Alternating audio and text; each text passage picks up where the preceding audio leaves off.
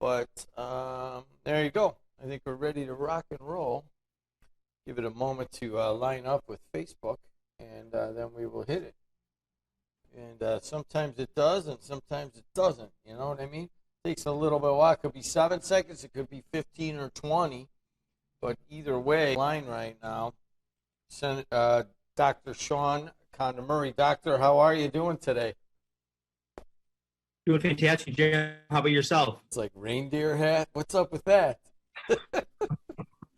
How you doing, Doctor? Well, not a reindeer hat. It's a Santa cap. Oh, all right. Well, it's purple, though, I'm doing right? good, Jim. Doing great. Yeah. Hey, Dr. Sean Kondamuri with Midwest Interventional Spine Specialists. And 3 or 4 locations. I forget. We're in Munster, Indiana. We're in Munster. We're in Chesterton. We're in Dyer and in Hobart. And in Hobart. And what do you guys do, Doctor? So we're interventional spine specialists, Jim. So we deal with spine problems primarily. Probably 75% of what we see are pain related to neck or lumbar, low back conditions, whether it's sciatica or spinal stenosis or disc herniations. And we treat these patients with non-surgical treatment options almost always. And they do well with the number of different treatment options that we offer. And then the other 25% of patients might be patients who have, spinal arthritis or diabetic peripheral neuropathy in their feet from diabetes, or other nerve conditions or headaches, or chest pain or fractured ribs that are causing chronic pain in the chest. There's a whole bunch of things that we take care of. He's Dr. Sean Kondamuri. If you got any questions, it's 219-845-1100. Doctor is also pretty much into wellness and general medicine, and we will get to some of that in just a little bit, because with the vaccine and with the numbers and all of that, maybe a new strain in England, we can talk a lot about that. But let's talk about this first, Doctor. I've been having some back pain over the last couple of weeks, mostly because I'm like playing golf without ever stretching out. I know exactly where it's coming from and this and that. But I was thinking about this the other day. What would be different now coming in with lower back pain than if you say came into an office like yours or even your office 25 years ago? What would have been the difference? How would that have gone? The progression be different now?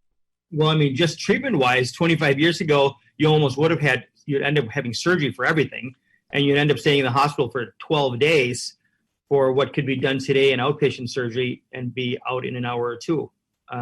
That's if you were actually going to have surgery. 25 years ago, everything was surgical, or you just end up living with it. Now there's so many non-surgical treatment options for the common spinal problems that people have that, you don't end up with surgery. You end up with maybe some procedures and some physical therapy and other treatment options, but not big surgeries, which were very common in the old days.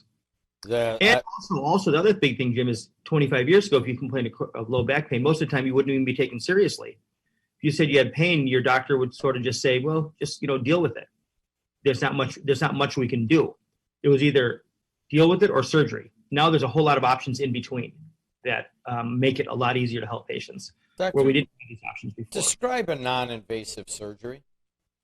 A non-invasive procedure would be a minor surgery would be something as simple as a transforaminal epidural steroid injection.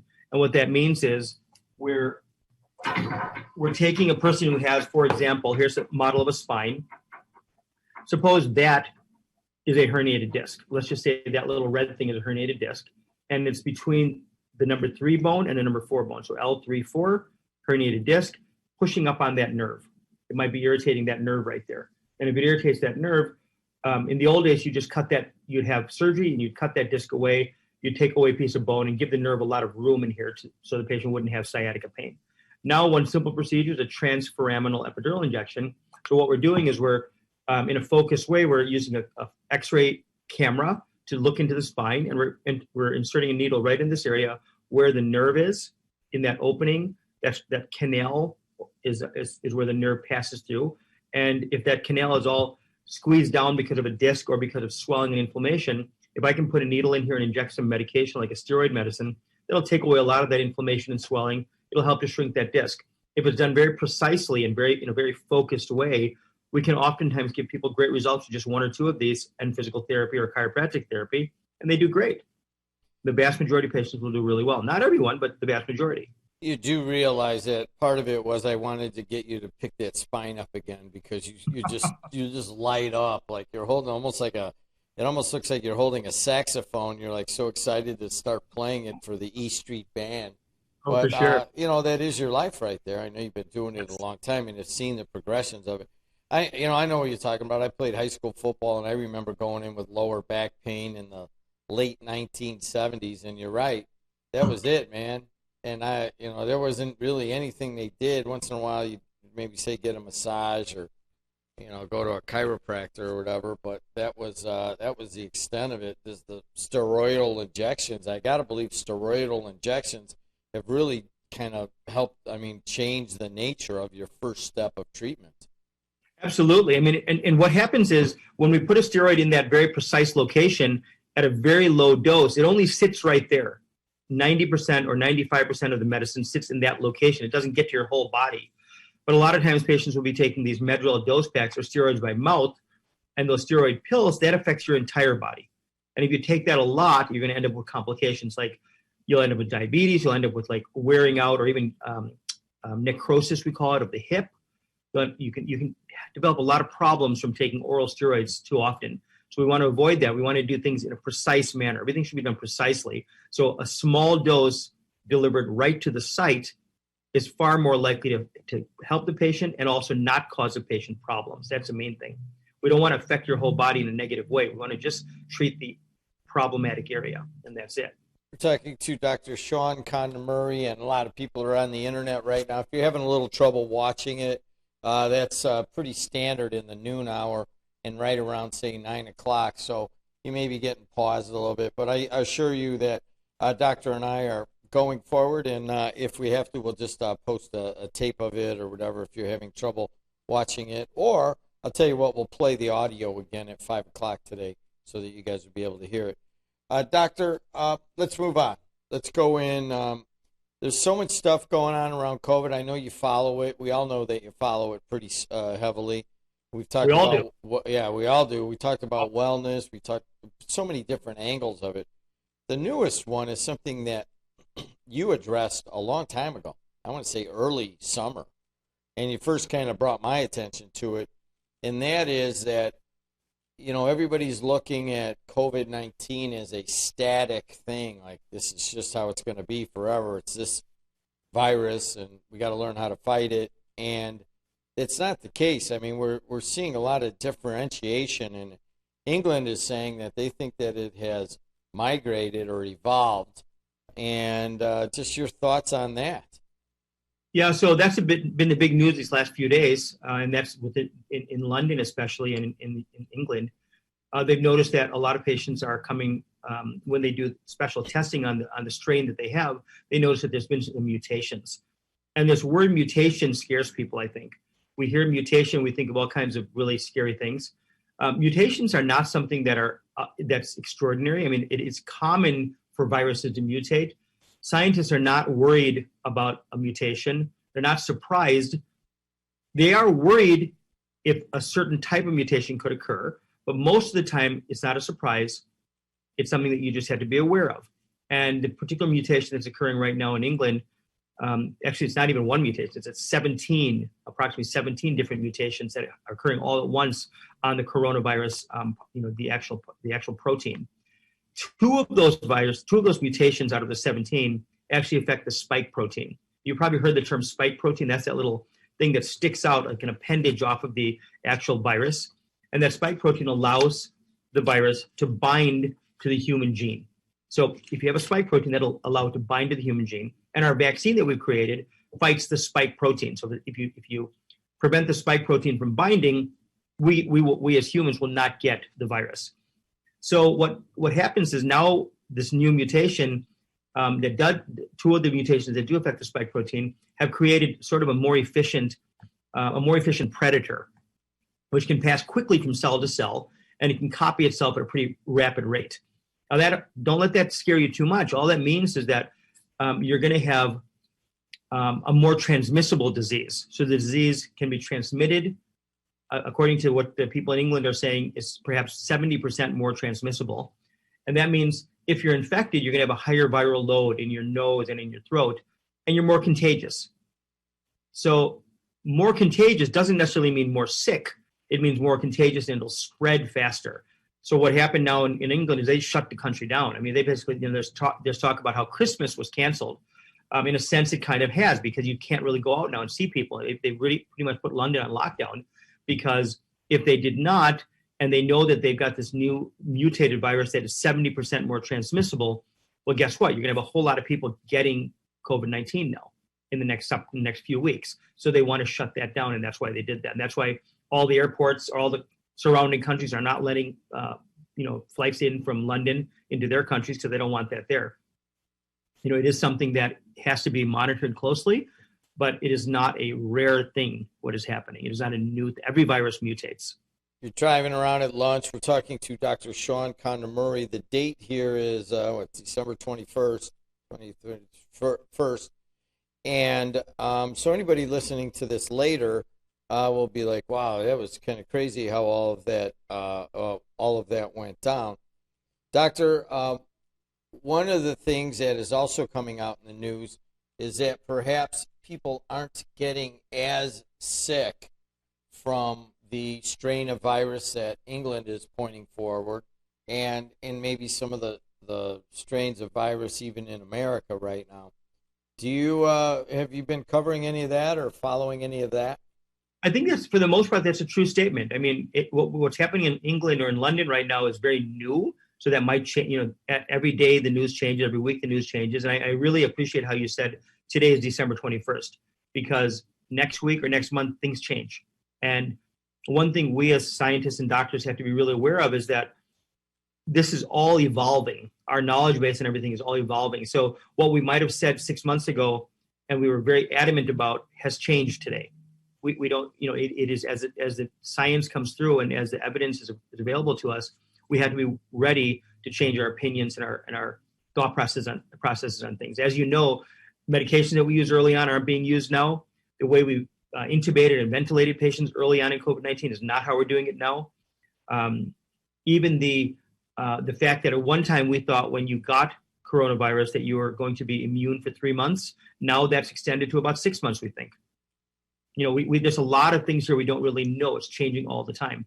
But to what you said, your question was what again, Jim? What did you exactly say? Well, I mean, and I've talked to other people in the medical profession here that I've interviewed, and it's been a general consensus, and this was before the story came out about England, where England's saying, yes, it's like 70% more contagious, but when you get it, the death rates aren't as high, and the nasty sickness isn't as much. I mean, you still might have the achiness. You might really get sick if you had already had a comorbidity. But for the most part, it's less sickness. It's kind of closer to a flu. The term that we use in medicine is there's less morbidity. The morbidity is less and the mortality is less. The mortality affects certain populations like the older patients. Our patients who are over 75, for example, are at a much higher risk, and that's why they got the vaccine first. The first people to get the vaccine were the nursing home residents that were older, so because they're at high risk. But in fact, for sure, in America and right now in England, even though it's more contagious and there's more transmission of the illness, people are not as sick, and we're finding that here in America. But you got to remember, even though there's totally asymptomatic, which is like hardly anything. You basically might have no symptoms whatsoever. Then the next stage might be some weakness or some headaches or some low-grade fevers. And the next step might be something that's a little worse that actually puts you in the hospital. You're not going to die, but you go to the hospital because you're having some breathing issues or some other organ systems that are failing. That puts you in the hospital, and that takes up hospital beds. So for the American populace, the worry we have is, if our hospitals in our region here all get filled, and we do have another, so God forbid that that mutated virus comes to America, and it's far more transmissible, there's going to be some people who are going to get sick. Some of that crowd is going to get sick, and they're going to end up sick enough to be in the hospital. And once again, we have the issue of overwhelming our hospital system, and we don't want that. That's why we shut things down. That's why London is shutting it down now, because they cannot overwhelm their system. If you guys have any comments, you got any questions, you're driving around, 219-845-1100. Doctor, did we push the vaccines through too quickly? No. We did not push them too quickly. If the vaccines were not effective and there was a concern about high risk or complications, it would not have gotten through the FDA. What about the concern amongst many, like about less than half the nurses say they'll take this? Where do you think that's coming from? It's coming from because people do have concerns. Early on, remember when Dr. Fauci said, we may not get a vaccine. It takes sometimes years or decades to create a vaccine. Then all of a sudden, here we are, 9 months later, we've got a vaccine. So now people are like, wait a minute, how did we get this vaccine so quickly when before you said you can't make a vaccine in less than 10 years? So now we have people on the internet, we have people just talking among friends and saying, well, this just doesn't make sense. If the vaccines come out so quick, it's number one, they rolled it out too soon. Number two, it's too new. Number three, we got this new technology. What's this messenger RNA thing we're hearing about? That's a new technology. So what do we say? I don't trust it. It's just a normal human reaction is I don't trust it. But you have to look at it in a different way, Jim. Yes, there is a lot of concern and there's a lot of trust issues, and maybe there will be complications long term. We don't know that. We'll never know about what happens a year or two from now. But based on what the normal process is to create a vaccine, this vaccine is past that normal process. And it is considered safe. And right now, you just got to open up your Facebook feed or your social media, and there's doctors and nurses posting pictures of themselves getting vaccines. They're getting the vaccination. They wouldn't do it if they thought it was unsafe. So, doctor, how do you, give us an idea of what you might see as a possible chronology for the next couple of months? Yeah, so right now, we're looking probably, this is, again, my personal opinion. It could all change. And as more data comes out, what I might say today may be different 2 weeks from today. But my opinion or my feeling is that we are going to still be under a fair amount of restriction for the next month or two for sure. And if this mutated virus finds its way through to America and there's more concerns about increased transmissibility, then our politicians and our governmental leaders are going to shut us down even more. They're going to put us on more of a lockdown. If that doesn't happen, if we don't have an increase in case infection rates and an increase in the population being affected by this illness, then about 6 months or so, like by the end of the summer, most of our population who wants to be vaccinated will be vaccinated. And there'll be a reduction. And when that happens, there will be a reduction in disease. We'll still be dealing with this for quite a while after that, but we'll feel a lot safer, I think, by the end of the summer because most of us will be vaccinated who choose to be vaccinated. 219-845-1100. Let's take a phone call. Hey, you are on the air. How are you? Gentlemen, good afternoon. Go ahead. Talk up a little bit, will you? Can you guys hear me now? I know we've been having connection issues all day long. Yeah, hasn't it been funny?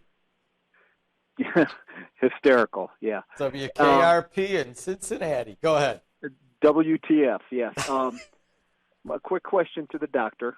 Jim, a few moments ago, you had just indicated what a lot of people have been saying from the onset, that this COVID-19 is basically the equivalent of the flu at this point.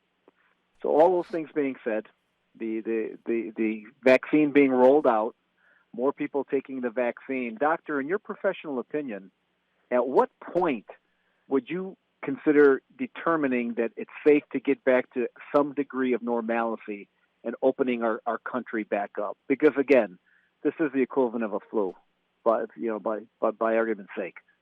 So with everything that's going on and the directions we're going now, when would you feel comfortable as a physician saying it's time to open things back up? Good question. Great question. Great question. And thanks for the new call letters, by the way. All right, doctor, go ahead. That one's yours. Okay. What's his name? Dave. Dave. That's a great question, Dave, and it's a question that nobody knows for certain what the answer to that will be. And the answer to that question is from a personal level and from a societal level. I can tell you from a personal level, let me just talk about myself. I was vaccinated last Thursday, and I'm going to have my second dose somewhere like 2.5 weeks from now. I'll have my second dose. And when that second dose is given to me, a week after that, a week after getting the Pfizer vaccine, I'm expected to be nearly 100% immune to this coronavirus. So for me personally, 3.5 weeks from now, a week after I get my second dose, I am going to feel much more comfortable about moving about. I'll still wear my mask because I don't want people to feel uncomfortable around me, but I will be very comfortable moving about because I now have immunity. Question is, how long does that immunity last? We don't know the answer to that, Dave. So immunity might last for a year. We just don't know. So the other part of the question is the societal, as a society, in our country or the state of Indiana or Northwest Indiana, when do we go back to normal? It depends a little bit on how many people choose to take this vaccine, because the general consensus is that we need about 70% of the population to be vaccinated so that we have herd immunity. And herd immunity means now the virus dies out. So I don't know when that'll happen, but we seem to think towards the end of the summer, things will be much more normalized. We still are likely to be taking a lot of precautions, but I can't imagine that restaurants wouldn't be open, that gyms wouldn't be open, and things like that, assuming things don't change significantly, assuming that this virus doesn't change significantly, and also assuming that a good number of people, like 7 out of 10 people, take the vaccine. Doctor, take the other side of that coin of that question by Dave, which was an excellent question. That's a rosy direction. We start getting the vaccine, it makes you less sick, it's less morbidity. Is that me or you? I think it's you, right? That's me. Yeah. My phone is ringing into my computer. Sorry. And I don't know how to stop it. I know. It's crazy. My phone's on mute, but my computer's picking it up. Yeah, okay. You're like, hey, quit calling me, Herbie. I know, basically. Yeah, all right. So the other side of that is, and you hinted at this part, is that if we're still high and we still have a lot of death. I mean, you're talking big death. I mean, California basically just shut down recently. That's one scenario. The vaccine starts to give us a positive impact, that societally and personally things start moving in the right direction. That's the part I look for. But there is a darker side to all of that. We got to reflect on that. Some of the things that could go wrong right now. So some of the things that could go wrong are, one, we don't have enough supply. Right now, it's the supply of vaccine is limited. So we had to stratify the population and decide who's going to get it first.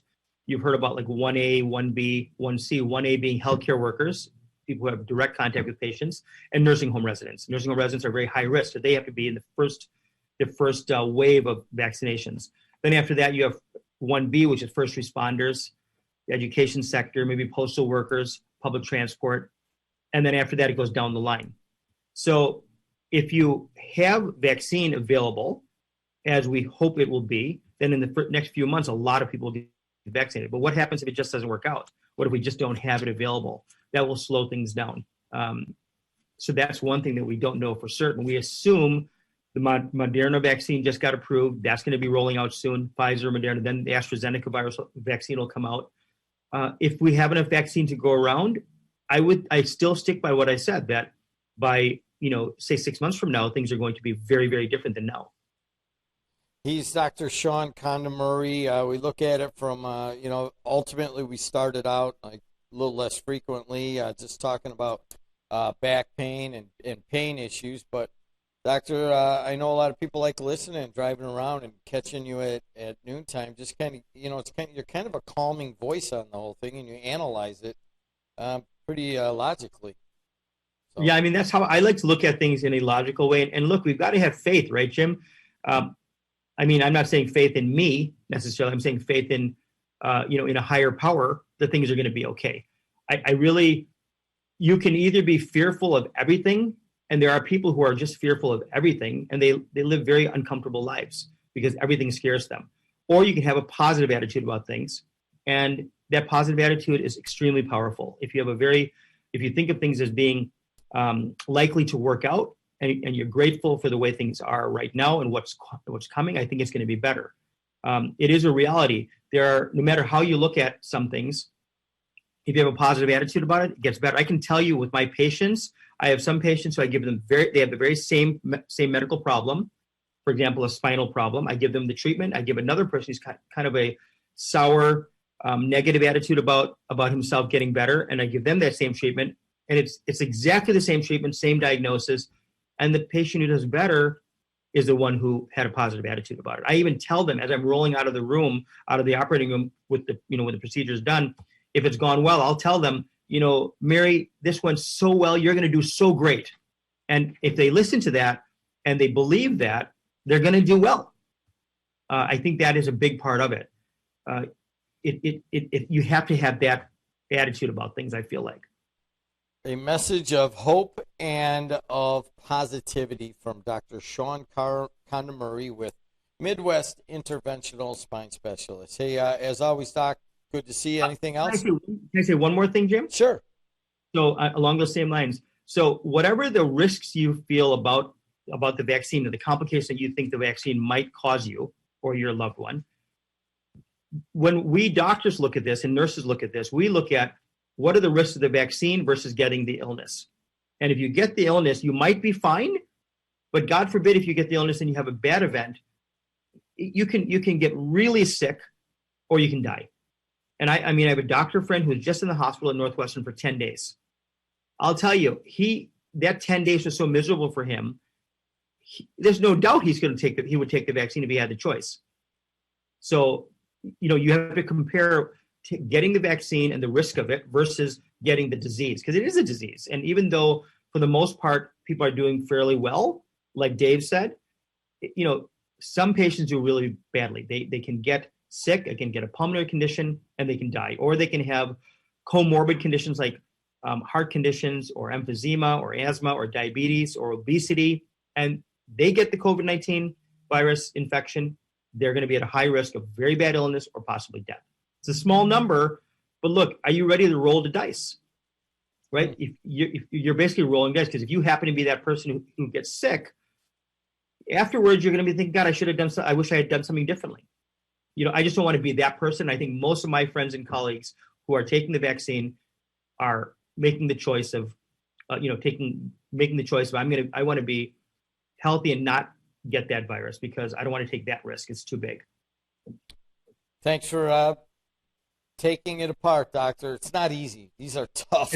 I mean, we're talking logically like, oh, hey, should you take it or not take it or this and that. But really, they're life and death decisions.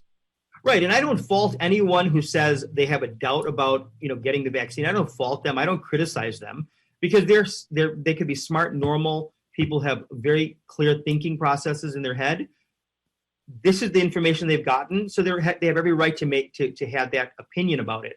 This is America, right? We don't force things on people. Well, we have been forcing a little bit of this lockdown on people, but right now it's not mandatory. You are not being forced to take the vaccine. In other countries, that might be mandatory.